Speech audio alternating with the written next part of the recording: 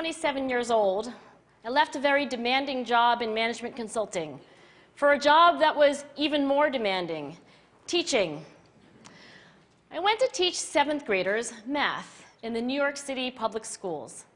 And like any teacher, I made quizzes and tests, I gave out homework assignments.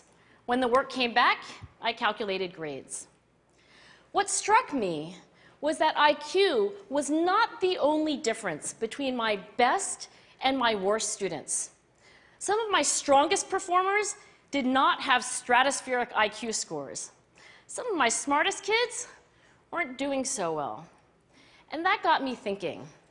The kinds of things you need to learn in 7th grade math, sure, they're hard. Ratios, decimals, the area of a parallelogram. But these concepts are not impossible. And I was firmly convinced that every one of my students could learn the material if they worked hard and long enough.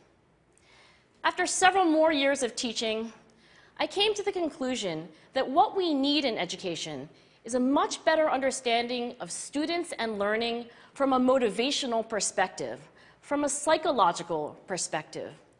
In education, the one thing we know how to measure best is IQ.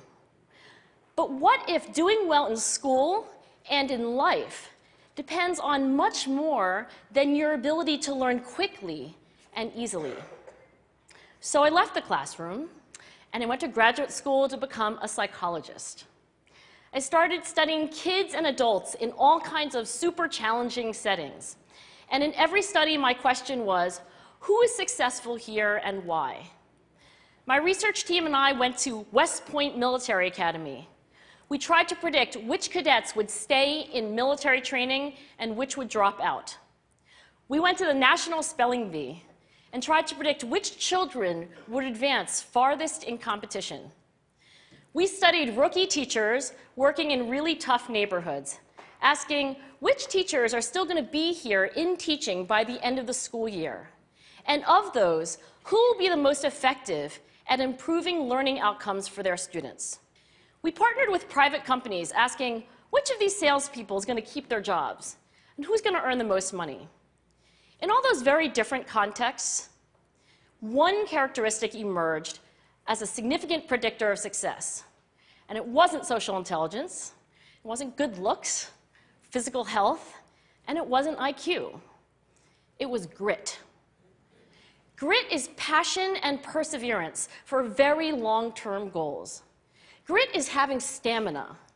Grit is sticking with your future, day in, day out, not just for the week, not just for the month, but for years, and working really hard to make that future a reality.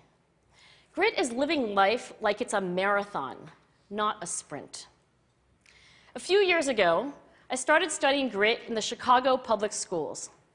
I asked thousands of high school juniors to take grit questionnaires, and then waited around more than a year to see who would graduate. Turns out that grittier kids were significantly more likely to graduate, even when I matched them on every characteristic I could measure, things like family income, standardized achievement test scores, even how safe kids felt when they were at school. So it's not just at West Point or the National Spelling Bee that grit matters, it's also in school, especially for kids at risk for dropping out. To me, the most shocking thing about grit is how little we know, how little science knows about building it. Every day, parents and teachers ask me, how do I build grit in kids? What do I do to teach kids a solid work ethic? How do I keep them motivated for the long run? The honest answer is, I don't know. What I do know is that talent doesn't make you gritty. Our data show very clearly that there are many talented individuals who simply do not follow through on their commitments.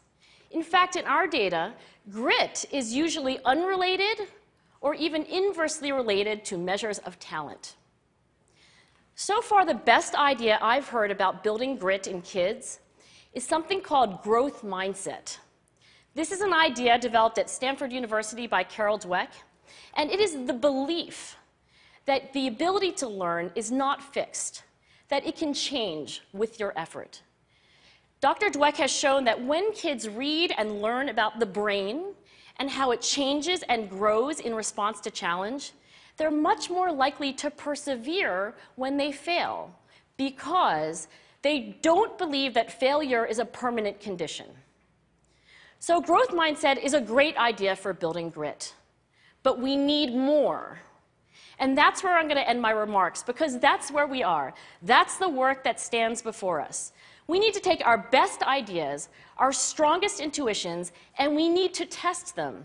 We need to measure whether we've been successful, and we have to be willing to fail, to be wrong, to start over again with lessons learned. In other words, we need to be gritty about getting our kids grittier. Thank you.